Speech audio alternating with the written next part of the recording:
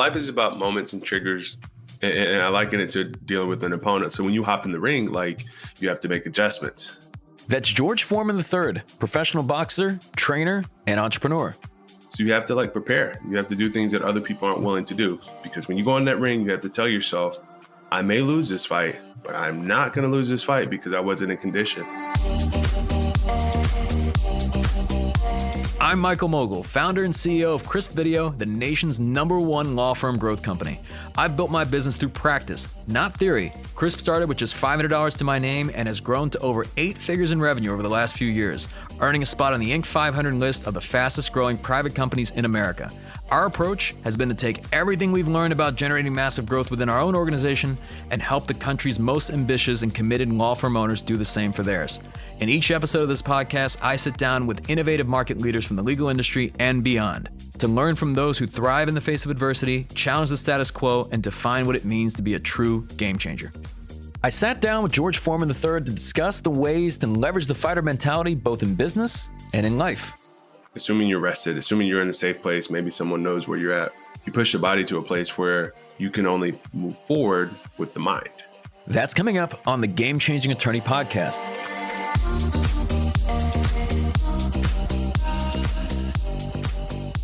George Foreman III is an undefeated pro boxer who retired with a perfect 16-0 record, trainer, fearless entrepreneur, and yes, son of 2-time heavyweight champion George Foreman. My father, to those of you who are listening, who may not know too much about boxing culture, he gained his Olympic gold medal in 1968. And then there was a guy by the name of Muhammad Ali who had gotten in some trouble. He had already been champion at that point, but was stripped of his title because he wouldn't go to the war. And so my dad started his career in 69, his professional career, right around that time. And Muhammad Ali eventually made a comeback. When I tell you more, a successful comeback. But when he came back, it was kind of like he passed his prime. He's kind of old. And then he fought a couple tough fights, one notably with a guy named Joe Frazier. Joe Frazier creamed Muhammad Ali and knocked him down and just, pulverized him for 15 rounds when they finally fought. And this was a big fight because Frazier was the champion. And everybody said, well, Ali, he's making a comeback after losing his prime in jail. And can he really do it? He was saying he still got it. And he was, beating everybody. And then he was saying Joe Frazier wasn't the legitimate champion. Well, Joe fought him and destroyed him. I hate to say destroyed, but he won. So then Ali gets it together and then fights a guy named Ken Norton. Ken Norton, I think, broke Ali's jaw in 2 places or something like that. Destroyed him in terms of physically, really, really fought him hard. And everybody at that point, even though Ali was winning his other fights, was like, believe it or not, he's washed up. He's over the hill, past his prime. So then a guy named George Foreman comes around. And this is so you know what I grew up in, what I grew up with in the household. And he knocks out Joe Frazier in 2 rounds, knocks him down 6 times, knocks him out in 2 rounds, and actually destroys him, obliterates him in terms of as far as the fight was concerned. Joe got up every time, by the way, including the last time he got knocked down. Then he fights Kenny Norton, the other guy to beat up Ali. He knocked him out in 2 rounds and was knocking everybody else out on the way, on the way. I don't think few fighters had gone past 2 rounds with him. So he's just like a wrecking machine, like the Mike Tyson of the time, and big, the biggest one out there, 6'3", which is big back then. And he's fighting Ali, who just lost to these 2 guys. He's going to get killed. Oh, my God, blah, blah, blah. If you go back and read the news, that's what people are saying. And they're actually asking George, please don't kill him. Some places didn't even want to take the betting odds. And then finally, Ali teased my dad so much, he said, I am going to kill him, right? That's how bad of a dude he was. And Ali beat him. So it's a cool relationship between the two because a lot of people don't know why one of the biggest reasons he's considered the greatest, Muhammad Ali, is because he said he was the greatest.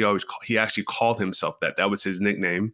But number 2, he made that moment where he destroyed the indestructible champion, George Foreman, when he was past his prime, right? Which is really hard to do as a boxer. And then went on to have some great epic fights after that.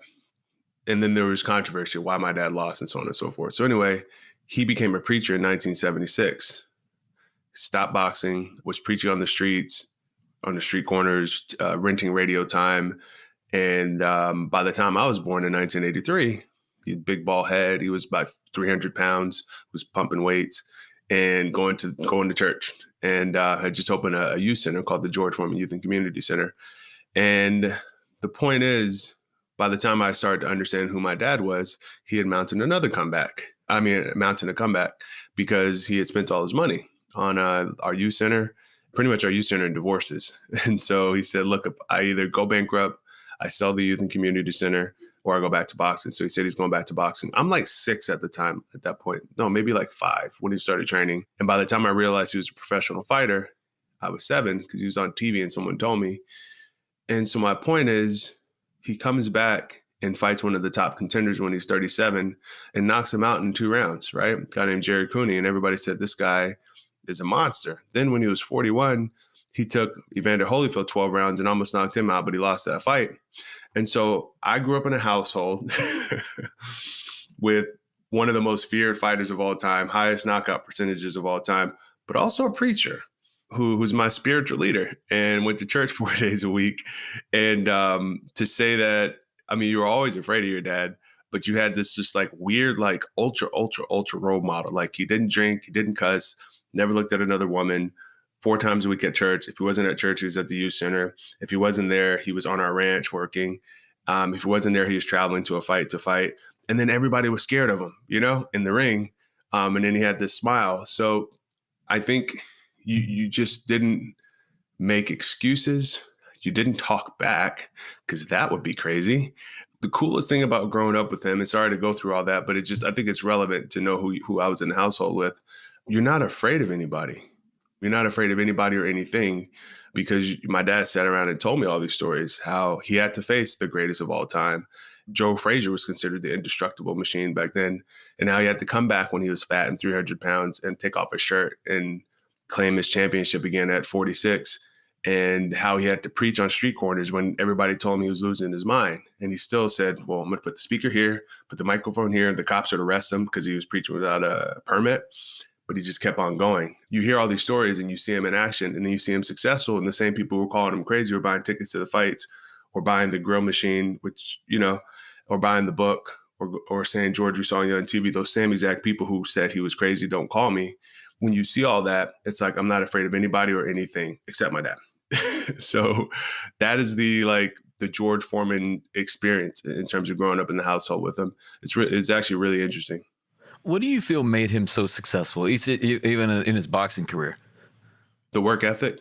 You know, he was touted as this strong punching power and all that. But if you actually watch his fights, especially in the early days, he wasn't typically not the aggressor, like physically moving towards the person. He would always be backing up, but when you came towards him, he would hit you really hard, which means he had perfected his defense. And so the story of him was this work ethic. And he used to get really upset to this day because he trained me as a fighter. This is why I talk about his fighting so much, because he's my coach, that people would say, oh, you know, he's just got great knockout power. He's a one punch guy and he can't really box. But he's like, I worked so hard. It's like LeBron working so hard at his game. He doesn't need to do anything fancy. He can just dribble down the court, jump and dunk it, right? But you have to practice. You have to be in shape. You have to have timing. You have to have speed, your joints, your ligaments. You have to be sleeping. You have to do all these things to just make it simple. And so that was, I know, the work ethic, like masochistic, if that's the word, I can't pronounce that, but the dedication, cooked all his own food. When it was time to fight, he had 0 friends. Women would not be, when I say women, if he was married, he would not sleep in the same bed with a woman for 6 weeks leading up to a fight. Didn't want to leave anything left for confusion. No drinking, no cigarettes as an athlete, the dedication, the sacrifice. And I think that type of dedication, sacrifice, hard work allows you to do things like master your craft, right? So when you get in there with this guy, he's like, okay, he's in shape. He's confident because he put in the work. He's big, he's athletic, but he's spent all the time in the gym perfecting his defense. So you can't really hit him that well. And he hits you really hard. And it's like the only thing as a fighter I can relate it to is being stoned. When you can't hit somebody clean, fleshly, but they can hit you, that's what it's all about. And you'd have to go to watch his fighting to see that he did things defensively that just nobody does. It's like stuff you saw in the 20s and 30s because of the practice. He spent hours, and he forced me to do it. Hours having guys just hit him for 12 rounds or try to hit him, and he wouldn't throw another punch. And it used to frustrate me because I had to learn that way. But the point is, you were never afraid to stand right in front of anybody and deal with whatever they had. The work, man. It's just the work. I really believe that. Let me ask you this. I mean, if you're growing up with one of the greatest boxers of all time, and arguably one of the greatest athletes of all time, you had 11 siblings. Did you feel the pressure that, to not only live up to that expectation, but to also be a fighter? I never felt any pressure to be a fighter. I was curious about it. I was just always curious about it. It's a fun sport. And so never did it myself until I was in my mid-20s. But I remember Lennox Lewis, who's a professional boxer, retired legend. I used to go to all the HBO fights and sit ringside when my father was commentating. And I was standing up as Lennox was walking into the ring, and he walked past me. And I looked at him, and I was like, he's not that big. So that was moment number one. Moment number two is Lennox Lewis's trainer, a guy named Emmanuel Stewart. He trained guys like Tommy Hearns, Vladimir Klitschko, and a bunch of other legendary fighters. He would see me at, the lead-up events and in the green room and all that. And he said, George, he told me that, George, let me have him. I can make a great champ out of him. And he was joking. Now that I know how hard boxing is, but I believed him. Right. And so I ballooned up to 300 pounds and I needed to get in shape. And I always wanted to do something. And my brothers teased me. Like, I played lacrosse. I was on varsity, but I wasn't the best. I played basketball. Wasn't the best. I didn't start at basketball. Played football, started sometime when they felt bad for me, but I could do anything one-on-one really well, but I couldn't play team sports that well, like running plays and all that. And so I was in my mid-20s, had been working for my dad, managing him for almost 5 years at the time, gained a lot of weight, wanted to lose weight. And I was like, let me try something new as a way to motivate me to get in shape. I'll try boxing. And I called my brothers up, and they had been teasing me, saying that there's no proof that you were ever a varsity athlete. That was actually a big motivator for me to box because I went to prep boarding school. They were like, well, no one's ever seen you play sports, so there's no proof. You don't have like a Letterman's jacket or whatever. So they do that at the school I went to. They give you a sweater. So I said, look, guys, if I have one amateur boxing match, will you guys shut up? That's how it started. And they agreed. And I won't carry you through the rest of the story, but eventually I lost 80 pounds, committed to have an amateur boxing match. And then my dad stopped me and said, let me train you for 6 weeks, which turned into a year and another 5 years. So that's kind of how I got into it. Why do you think he said that? Why do you think he pulled you aside and said, let me train you? Because I was, so at the time I was his business manager. We were traveling. We were at the Crystal Cathedral. He was doing this, speaking for the minister there. And I was telling him, I want to fight. And he actually was helping me trying to make sure I'm matched with somebody that we know. We don't just show up in a random guy, and other amateurs wouldn't fight me because typically when you have 0 fights, you fight someone else with 0 fights. And they're like, why in the world in Houston, where we're all from, would I have my fighter's first fight be against George Foreman's kid? Just doesn't make sense. So then he was like, well, why don't you have a pro fight? Because at least the person's actually going to show up, right, for the check. So I was like, cool. And he was like, okay, well, if you're going to fight pro, you got to let me train you. I was like, all right. And so he said, we're going to train for 6 weeks and you're going to have your fight and then it's going to be over.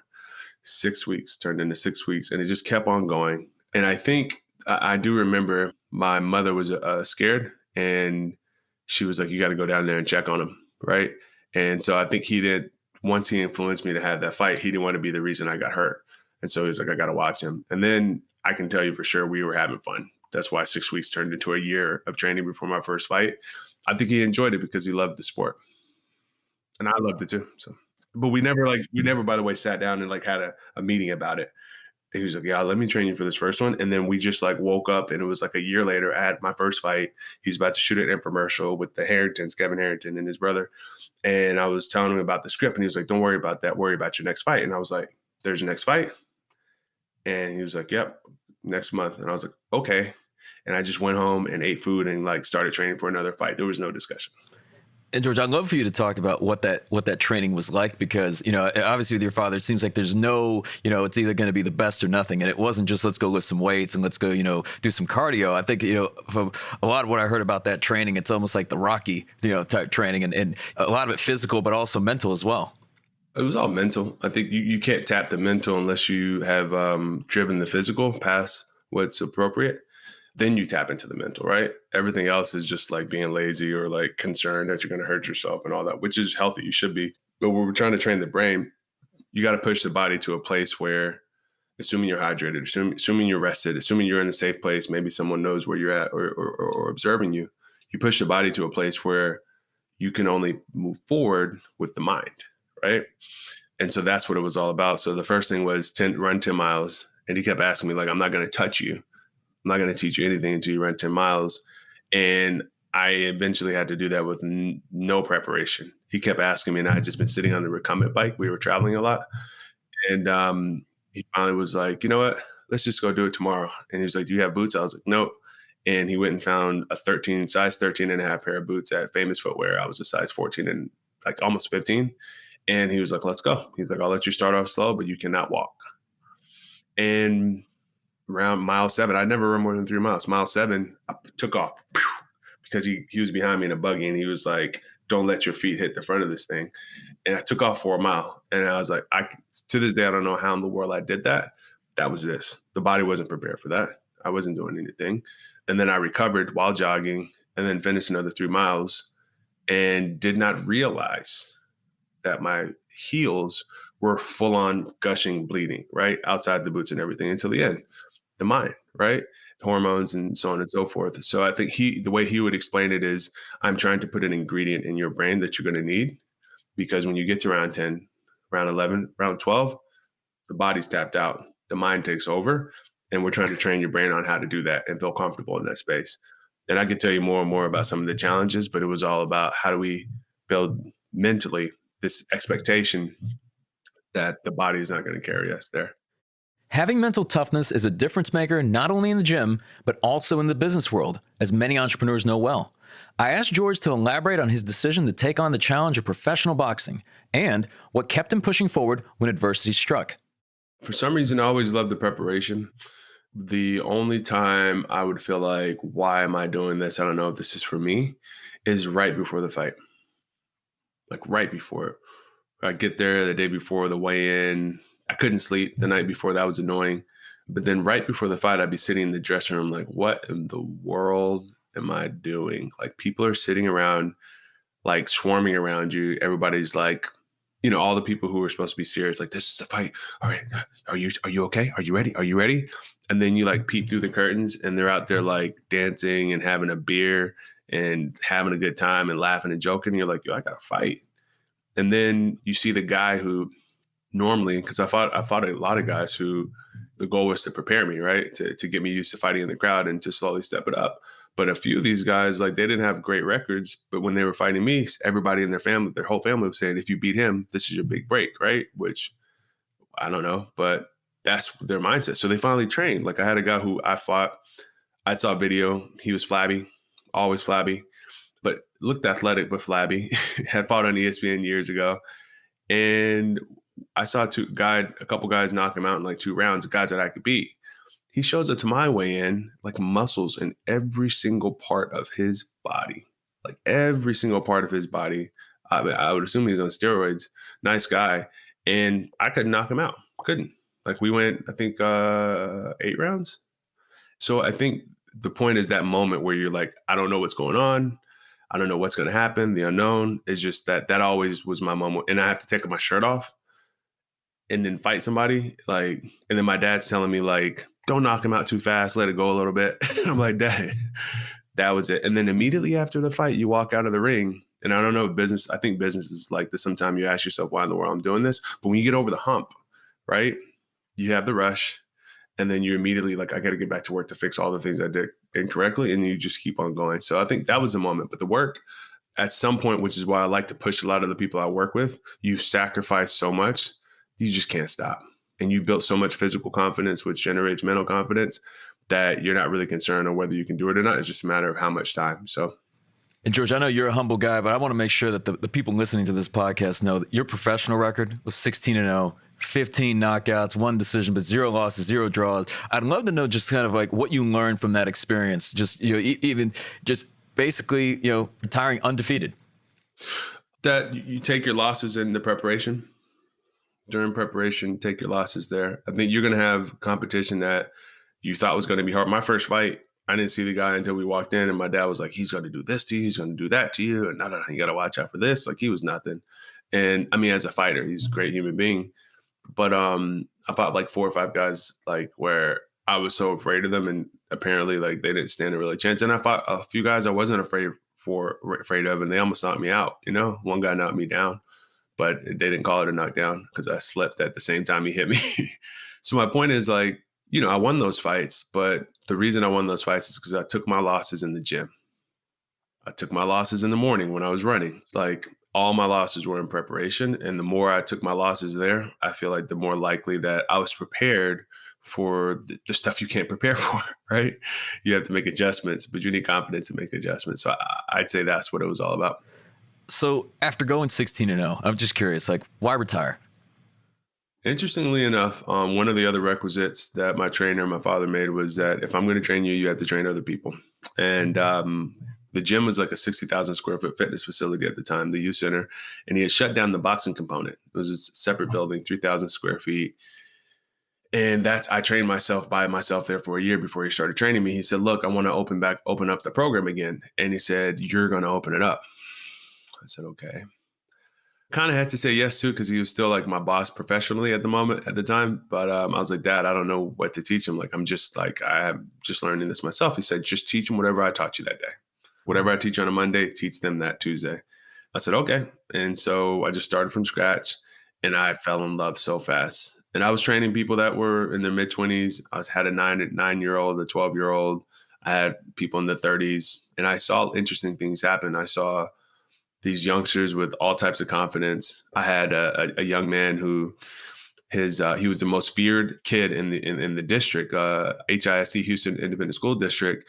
Not of the students, but the teachers were terrified of him. In addition to the students, I didn't even know until he graduated. And a teacher came and found me at church and said, "Thank you. What did you do?" And I was like, "I don't know who you're talking about."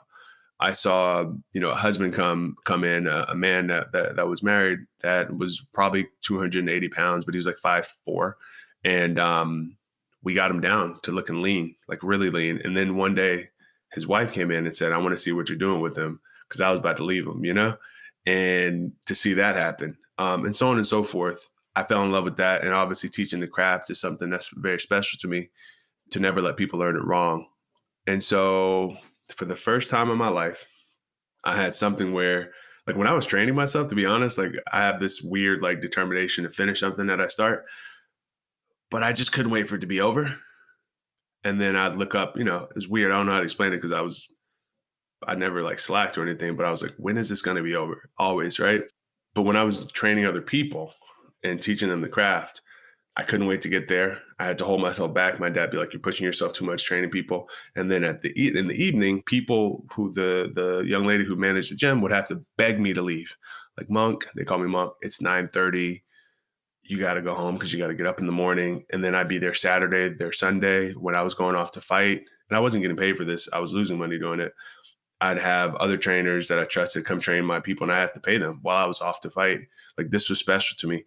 And I'd never had anything in my life where I had to be talked off a ledge in terms of work ethic. I always had the work ethic, but you could talk me out of it. This you couldn't. And so I was visiting, and I'm sorry, and I was listening to a Dave Chappelle interview just like this, and he described how he got into comedy because all his parents were somewhat educated. I think very educated. And his father, he was having an argument, and his dad said the odds of you becoming successful being a comedian are super low. And he said, "Dad, well, define success," or something like that. And he said, "If I can make," his dad wanted him to be in the academic world, I believe. He said, "If I can make a teacher's salary," this is where I remember it at least, "if I can make a teacher's salary doing comedy, wouldn't that be successful?" And I think his dad said something like, "You got me." And that was kind of my moment. And I remember telling a friend, like, if I could make a living teaching boxing, I would stop the actual professional part in a heartbeat, because boxing was never about making money. That also made it weird for me. Like, why am I like taking off my shirt and punching people to make money? This is a hobby, right? But that could be a vocation, an avocation, and so on and so forth, teaching people. So that was my moment. And then it was just a matter of time before I figured out, how can I put a roof over my head doing this? I thought teachers made $35,000 a year. So I was like, if I can do that and pay for insurance, like I'm good. I come to find out teachers made a lot more than I made my first 2 years managing my business, especially in Massachusetts, which is where I started. And through your experience, because I know there's a lot of principles that you took from boxing that, that ultimately you also applied in building a business, and you saw even many of the students that, that you taught and mentored. What were some of those? What were some of the things that you felt that applied in the boxing ring that also applied in life and in even entrepreneurship? Life is about moments and triggers. It's about moments, instances. Boxing is very much like that. And I liken it to dealing with an opponent. So when you hop in the ring, like, especially if you're evenly matched, you can't just go out there and just do what you got to do. Like, you have to make adjustments. And the fight is won by just like optimizing a website or optimizing your digital strategy, or like you tried this, didn't work, or you did an A B test, or you like ran this subject line in an email against 20% of your list and the other one against another 20% of your list. You picked the winner and ran that against the other 60%. That's what a fight's like, a real competitive fight. But you have to be prepared and have the knowledge to make those adjustments. You have to know what, like, try this. If this doesn't work, I'll try this. Why did that work? All right, let me tweak that. Let me pull back. I'm a little too close. I'm a little too far. I think he was tired. Maybe he isn't tired. Let me try to figure out if he's tired. He is tired. Okay, well, I'm not going to sit on my stool. The whole preparation before the fight, even before the fight starts, is you're making adjustments based on every interaction with the person you're fighting. So I think that can be, applied to anything, even you making adjustments against your own silliness. So I think, how do you prepare to make adjustments? Like, fatigue cannot be a thing, right? You have to prepare. Stamina is a boxing term. It's a term in general, but it's very centric to boxing. So you have to like prepare. You have to do things that other people aren't willing to do, because when you go in that ring, you have to tell yourself, I may lose this fight, but I'm not going to lose this fight because I wasn't in condition, or because this person was in better condition than me. We're not going to lose it because we're tired. All right, let's take that off. All right, we're not going to lose this fight because we got knocked out. There are ways to strengthen your body. It's a little thing called the posterior chain in your core, and all these little things. And then defense, so that you don't lose the fight because you couldn't defend yourself or you couldn't get back up, right? So that takes this little thing called resilience. Like, you can prepare for that. You can prepare for that mentally. You can prepare for that physically. So that has to be taken off the table. Stamina, then I need resilience, right? Thinking ability, right? Thinking ability is very much about recovery. You have stamina, which is like, how long can I sustain what I'm doing? Recovery is how often can I exert myself and then recover, and then exert myself and recover, and exert myself and recover. If you can do that, then you can be really aggressive trying different things, recover, try something else, recover, try something else. So I think it's all these things. Like, I think in life, it just could not be more similar. In boxing, if you can do those things, if you can have a great defense to make sure, like, I can protect myself at all times, maybe I can't land a punch, but I can protect myself at all times, you can stay in the fight for 12 rounds. And so I think the ability to not get tired, to recover when you try things that maybe didn't work or get the knockout, the ability to be resilient, to get up off the canvas if someone knocks you down, all these things give you this ever so precious thing that, like, Floyd Mayweather has it in the ring. I'm not talking about him as an individual. That's none of my business. Muhammad Ali had this. I think my dad had it. He would say he did. Sugar Ray Robinson had it. Michael Jordan had it. LeBron James had it. All these people had, Kobe. They had this. It's a privilege. Thinking ability. Thinking ability. And I don't care how like smart you are or how intelligent you are. If you can't go like this, let me take a break. Let me sit in here defensively and think about what I want to do. Let me try this. That didn't work. Let me try something else. If you can't sit and do that and then remember what worked and optimize on top of it, because you're tired, because you're discouraged, because you're scared, because you're insecure, because you didn't prepare, if you can't walk in every round of that fight, have your thinking ability, then you're just not going to win. It doesn't matter how smart you are. I've seen the best fighters in the world go in there unprepared for all the things we talked about, and they didn't preserve their ability to think under intense pressure. And that pressure could come from your wife. That pressure could come from your family. In some of these lineage families where they have succession and all that, that pressure could come from your boss, the people below you trying to overthrow you in a large corporate. It could come from anywhere, the bank, financing, COVID, all these things. You need to be able to think, and it's too late if you haven't prepared. So you got to be ready. I'd be kicking myself if I didn't ask this because even going back to before the training, obviously, your dad was a tremendous, success in the ring, but then the business side of things, where the grilling machines, when those things came out, I know you were the business manager during that time and kind of were, through that whole experience. How did things change, and kind of what were some of the lessons you learned during that time? Because I mean, I imagine that was a very transformative time in your life. It's funny. This is the way my brain thinks. Don't let me forget the grilling machine. So let's go back to that question. But I think one of the things I learned in boxing that was super helpful with not just competition, but like strategy for business strategy is isolation, right? And so we would talk a lot. And, my coach would tell me when you get in the ring, you understand like you do certain things and you can figure out what tool does a guy want to use. And typically the tool they want to use is the one that they practice the most and one they have the most confidence in, right? Just like any other business, like or negotiation or whatever, or situation or whatever you want to call it, any business instance where you have to think strategically, right? So you find that out. Like, what is the key to victory, right? And he said, let's just take that off the table. So if a guy likes to throw a jab, it's like, great, let's throw 1,000. Have you practiced to throw 1,000 of those in 8 rounds? Come on, throw it.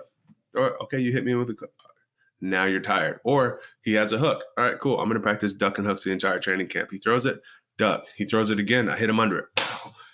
He throws it again. I block it. He starts to throw his, I throw mine. He's like, I'm not throwing hooks. Then he goes to his second string, which most people don't even have a second string tactic or plan B. And you say, oh, good, because you're tired of doing the first one and discouraged. So now you're doing something you don't really practice that much. Let's go ahead and shut that down, right? And you're not even focused on what you want to do yet. You're just like, oh, take that tool away, take that tool away. Now you have a regular person in front of you, a regular human being. And now you can be you. You can attack your strategy. So you can execute your strategy. So I think in business, I think about that a lot. Like, how can I isolate and remove variables? The strengths of my opponent or my opposition. How do I isolate those? And once I figure that out, then we can have fun and be special. So back to the grill, it was an interesting experience because my dad had made money for. He kept him. My point is, he kept himself clean, right? So he was like he isolated himself. So you either saw him at the gym, because everybody's always trying to ruin celebrities. Like in the tabloid days back then, it was a National Enquirer, it was this, that, and the other, World Magazine or Globe. You see him in the gym, you see him at church, you see him on TV. That was pre-recorded and edited. And then that's it. You could not see him ever. And if you did, if you saw him at a restaurant, if you saw him at the airport, if you saw him in first class or on an airplane, period, if you saw him anywhere, he was with 1 to 2 other people called witnesses. But also he was just literally never alone. If he was driving in the car, he never left the house without a tie. And he preserved that ability to just always, have that ability to just be George and speak to people without this brand that was encumbered without all, from all the other stuff. And so he applied that to Nike, Oscar Mayer Wiener, Kentucky Fried Chicken, a bunch of other companies. And somebody finally approached him and said, George, you're making all this money for these other companies. They struck him these big checks that he was really happy with. For us, it was like Christmas. I mean, like hitting the lottery, like, because we were just coming out being poor. And he's like, why don't you create your own product? And he was like, oh, cool. Awesome. Let's create our own product. How much are you going to pay me? And they're like, no. We're not going to pay you. We're going to give you this thing called equity. And he was like, I mean, he knew what equity was. He had already lost his pants in a few companies. He was like, that's fine. You can give it to me if I want, but how much are you going to pay me? And the cat and mouse game went on. And two things happened that are special about the success of that. He kept saying no, right? That's sometimes the best way to negotiate because they just keep bringing you a better deal. And he had been showing up to press conferences. People have been teasing him saying like, how is he going to win the heavyweight championship of the world? Because he's the fatted calf or blah, blah, blah, blah, blah. And like his training camps at Baskin Robbins, that hurt him, right? And people writing about him in these tabloids saying he was too fat to be champion. And this is a debacle and it's a shame of the sport and all this stuff. And his robe is ripped and he's 300 and all. They talked so bad about him when he made his comeback. So he started showing up to the press conferences with hamburgers. And then he showed up with a tray and he started to get known for hamburgers. That's how he got the McDonald's commercial, the deal. So anyway, they had this burger machine that had been on the shelves, had not performed. I think on Target, it had been on Target and been pulled off, or Walmart, one of those. He didn't admit it, but it was great for cooking burgers. So they were like, George, we got this burger machine, blah, blah, blah, blah, blah. So anyway, no. So finally he was training for a fight. I think it was a Tommy Morrison fight. And they said, George, Oh, my mother had been using it to cook for us, grilled cheese, because there's so many of us, so she could just like pump him out, and then steaks for him because he'd have a steak almost every day in camp. And she was like, George, the Teflon's rubbing off. So can you get another one? So he said, look, I'll do the deal. At that point, the deal had gotten up to 45% of equity in a joint venture that they were formed for the specific purpose of selling the grill. He said, I'll do it. I want 16 grills. That was enough for all the homes, my grandmother to have one, and then some backup, right? And I'm going to give you half a day of shooting. I think it was like 6 hours. Like that was technically half a day shoot, and shot the commercial. And we did it at our house. I put on a little collared shirt, and no, they shot the commercial, and then he went about his business. They ran it, and it did okay. It didn't do great. There was a lot of images of him in boxing, and then they were like, George, we want to put some images of you and your family. So they came back and showed us around the table eating, swapped the boxing imagery out and put him with the family because people already knew he boxed at the time. And the sales went through the roof. For every $1 in advertising they were spending, they were getting back like 6. And back then in the direct response world, you knew that that was a winner and you just kept pumping cash into it. George served as the business manager of his dad's empire and the executive VP of George Foreman Enterprises when the George Foreman Grill came out. I asked George to share some of the lessons he learned from this experience. What my dad will tell you, and I think this is definitely relevant to your listeners and your community, is two things. And it was a great success. By the end of it, he was making like $4 million a month in royalties. And that was his 45%, not royalties, but distributions of profit. So when he made his comeback, he said that he went to Don King. He called Don King and he's like, look, man, like stuff's, not financially great right now. I'm coming back. It was obvious. And my Don King said, George, what do you need? And he said, I think I need a Clydesdale horse. His country. And he's like about $250,000. So Don King sent him $250,000 quick like that. And my dad held it. And then he felt something didn't feel right to him. And he was like, that's not the way I'm doing this. He's like, I've been champ before. I can do it again. And a lot of people don't know, my dad gave Don King his first big fight. It was a Rumble in the Jungle. And he gave him the fight because Don King assumed there was other promoters that were going to promote it. But Don King agreed that my dad had a divorce coming up. He said, I'll sign a white sheet of paper. You hold it. Get the fight done, but don't put a contract on that sheet of paper until after my divorce. Don King agreed to do it. That's how he got the fight. So he created Don King and did a few other things for him. So it's late 80s. He's got Mike Tyson. He sends the money back. So then he goes to visit with him and he's like, look, I want a title shot, Don. I want a title shot. Remember this guy he made, gave him the opportunities when no one else wanted to really mess with Don King in their 70s. Don gave him a contract and he said, here, sign this. And he said, you couldn't even read the letters. It was a copy of a copy of a copy. And he's like, I'm not signing this. And he's like, well, if you don't sign it, you won't have a title shot. He said, yeah, well, I can be champ. He said, George, and he bust out laughing. He said, there's no way you're getting a title shot because he controlled all the champions at the time. He said, Don, I made you. And he said, Don laughed. And he said to himself or said it to Don King, he said, look, I did it before and I'll do it again. So he didn't sign the contract. So he said, look, what I'm going to do, because everybody wants to fight on TV, right? And TV wants ratings, they want numbers. He said, I'm going to build my own audience. People have heard of me, but there's a lot of people who haven't seen me in a long time. So he specifically picked markets that didn't have a major basketball team, football team, and all that, hockey team or whatever. They didn't have anything, college, no major college sports team. And he would go fight there. And when he'd go there, all the sports reporters locally would write. And he'd give them all the time they wanted the day before, just sit there for hours and answer questions and all that. He'd do open workouts, kiss the babies, kind of like campaigning, right? And then he'd fight. He'd make $2,500, barely pay the people who came with him, lose a little money, go on to the next town. And he just went like 20 fights in like 2 years, I think, something crazy like that. Places like the Hitching Post, which I've never heard of. All these places, like places you wouldn't want to go. And he would just fight. And eventually he'd been around in front of these thousands of people. And not only these many thousands of people, they would tell all their cousins, George Foreman's coming down to cut and shoot Texas. Like the world is George Foreman's coming. And that would spread. And so USA, which is a big network at the time, offered him to fight. So he fought on USA, one fight deal. He was managing himself, never signed with a promoter at all after that point. And he shattered all USA's ratings records, period. And because there was all these people that normally didn't tune into USA because he went out and spoke to them individually. He killed himself. And those people, no one else came to visit them. No one else came to fight in front of them. When they heard George was on USA, they had to watch him because he stopped for them. And then they said, "You want to do another fight?" He's like, "No, I'm good." Back to beating around the bush. Back to beating around. And then he fought on USA again. Crushed it.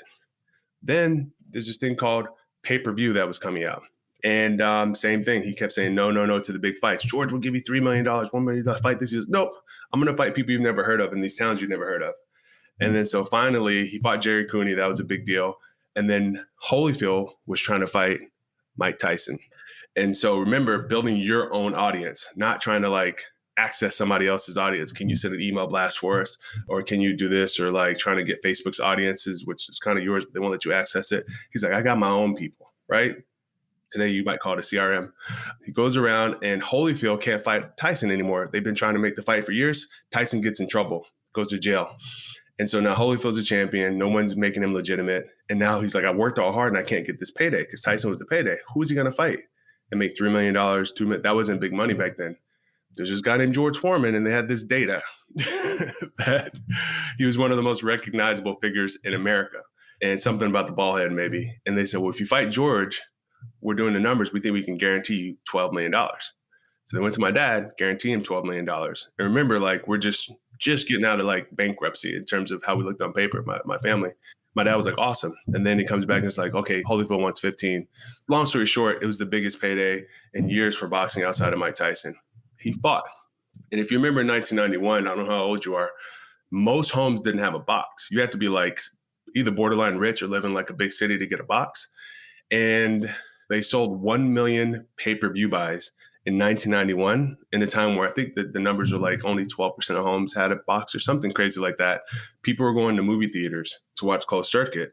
1 million pay-per-view buys. That actually didn't happen again for like years. The point is, those are his people. That was his organic crowd that he built himself, and they showed up for George. So after that, he lost that fight, but he became a big star, bigger. He went on to fight whoever he wanted, essentially, and would make no less than $4 or $5 million, sometimes 10, because George brought these eyeballs, which is another term that people use. So when it came for the grill, so now he's got 20, 30, 40 millions of people, like 1 million pay-per-view buys, right? That means 4 to 6 million people are watching you or more, right?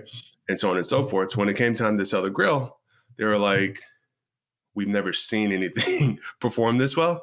It was those same people in the hitching posts, those same people in cut and shoot, these backwoods places. They would come out, and he would always say, my guy is the guy who keeps pulling up his pants because his belly keeps showing, the plumber, and he pulls it up and it goes back down to the same spot. He would speak to all these what we call normal people. So the grill went on to be the most successful housewares appliance on QVC. It was the first time QVC sold 1 million of anything. And so by the time, I think it was like 2003, the iPod was just hitting. I remember we had sold more grills than iPods. That was like a big claim of fame. Now it's sold over 150 million units.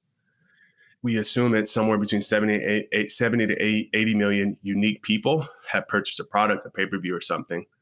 He built that audience himself.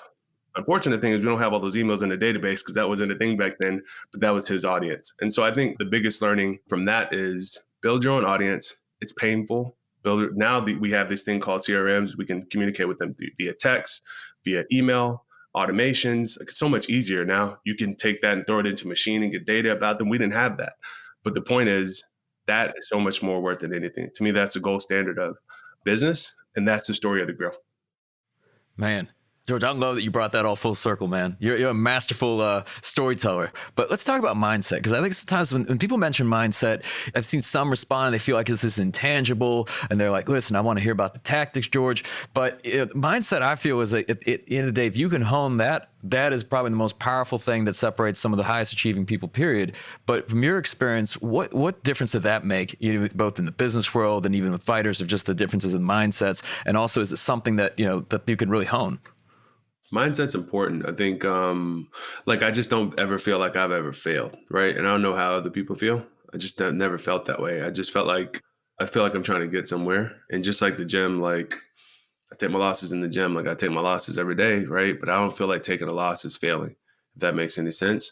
As long as you have like a greater, like focus, you know? So I think that's important in mindset. It's kind of like the guy, like I love basketball because just it's so obvious when somebody messes up, takes a shot or takes too many shots and doesn't hit them.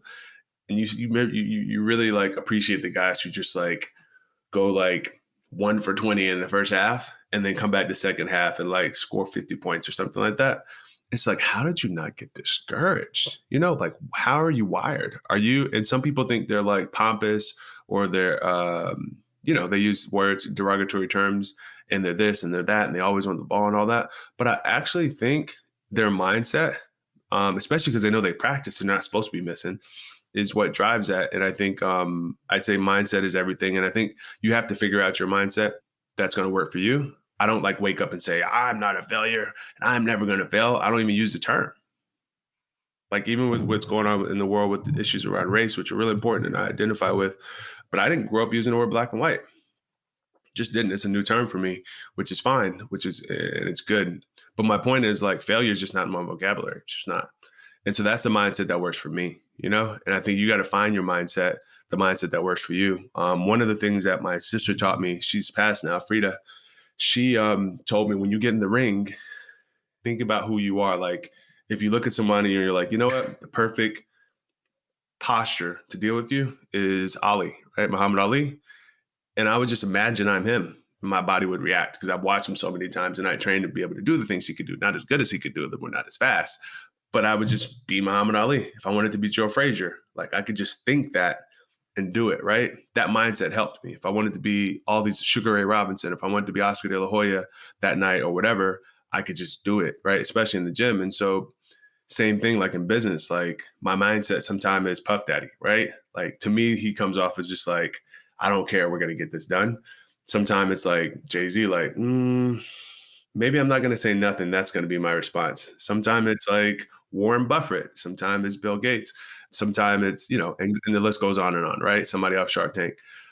Embodying those people, that's part of like my mindset practice, if you will.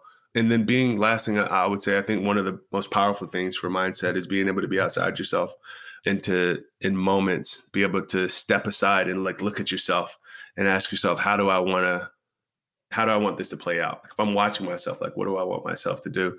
That's hard to do it in the moment, but to be self-aware, I think is probably one of the most superhuman mindset abilities, if you will. You know, as we come to a close, you know, this being the Game Changing Attorney podcast, what does being a game changer mean to you? I'll say this. I think all game changers have one thing in common is they get excited about conflict, like geeked up. I mean, it's never fun, right? You can be upset and all that, but they look forward to conflict because they figured out how to grow from it. The relationships might get stronger. The understanding might get better. They don't see things as a zero-sum game, right? So I think being a game changer is about not just resolving conflict, but creating growth for all parties involved out of conflict. Conflict could be your muscle tension. Conflict could be an argument with your child, your wife, a disagreement. Like, can we get better at talking through these things or handling these things? Can we actually get better at the process of resolving these conflicts? It's called growth. People are no longer afraid to be honest with you in an organization. So I think not just conflict resolution, but using conflict as a platform to improve relationships, improve performance. That's what a game changer does. I want to give a huge thank you to George Foreman III for taking the time to speak with us today. You know, what particularly resonated for me was when George mentioned that he took his losses in the gym so he wouldn't have to take them in the ring. And that level of preparation never failed him. And it doesn't matter how smart you are or how perfect your plan is if you can't pivot and adjust when adversity strikes. You've been listening to the Game Changing Attorney podcast with me, Michael Mogill. If you enjoyed this episode, I'd really appreciate it if you could share the podcast with at least one other ambitious law firm owner who you believe would benefit. And you know what? Maybe more than one. For more information on our interview with George Foreman III, see the show notes for this episode in your podcast app or visit GameChangingAttorney.com. And join us next time for a very special episode of Legal Legends Live 2.0 with industry powerhouses John Gomez, Andrew Finkelstein, John Barry, Mike Morris, and Glenn Lerner brought together for an intense round of conversation. This is one podcast you won't want to miss. You have to know who you are, and you have to be authentic. You can't fake it. And if it's not authentic, people see through it right away. sizzle without the steak is going to be sniffed out as fake and false every single time.